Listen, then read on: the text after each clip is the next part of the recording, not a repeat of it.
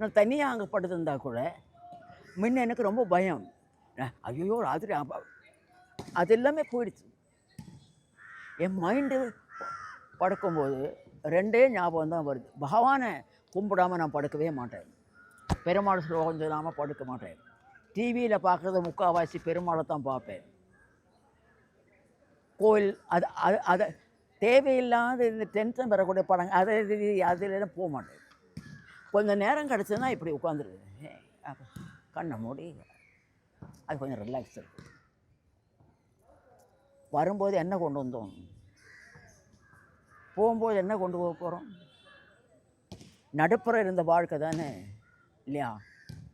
அதில் இவ்வளோ சந்தோஷத்தை கொடுத்துருக்கான், இவ்வளோ துக்கத்தை கொடுத்துருக்கான். ரெண்டும் பேலன்ஸ் ஆகி போச்சு, முடிஞ்சு போச்சு.